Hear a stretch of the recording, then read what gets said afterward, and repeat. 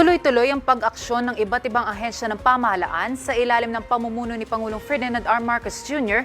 upang agarang matugunan ang mga residenteng apektado ng malakas na pagyanig sa Mindanao. Si Camille Gonzalez sa detalye.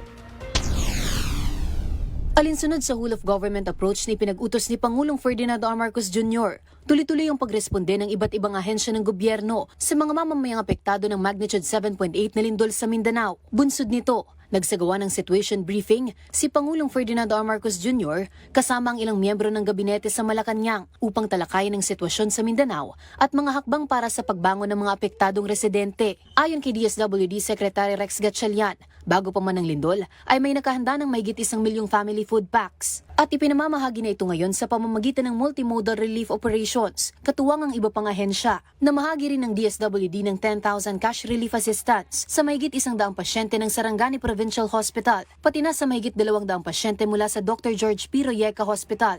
Sa ngayon, umabot na sa 4.23 milyon ang humanitarian assistance na naipamahagi ng DSWD para sa mga individual at pamilyang naapektuhan ng lindol. Aktibo ring nakipagtulungan ng Department of Health o DOH sa Provincial Hospital ng Sarangani upang mailigtas sa mga pasyente sa panganib ng lindol habang nagpapatuloy ang kanilang paglilibot sa Davao Region at Soxargen upang mamahagi ng libreng gamot at hygiene kits. Samantala, pinangunahan naman ni DPWH Secretary Vince Dizon ang pag-inspeksyon sa gumuhong Tiboli Surala Road sa Gensan, gayon din ang structural integrity ng iba pang napinsalang infrastruktura sa General Santos City, kabilang na riyan ang mga ospital, paaralan at iba pang pampublikong establishmento. Agad ding ipinag-utos ni Secretary Dizon ang pagsasaayos ng mga nasirang kalsada at tulay upang hindi maantala ang pagdating ng tulong para sa mga residente. Nagsagawa rin ng safety inspection ng Department of Transportation na DOTR sa layuning tukuyin ng mga hakbang para matiyak ang pagpapatuloy ng commercial flights 1 linggo matapos ang lindol. Mas pinaiigting din ng Philippine Coast Guard ang search and rescue operation sa Gensan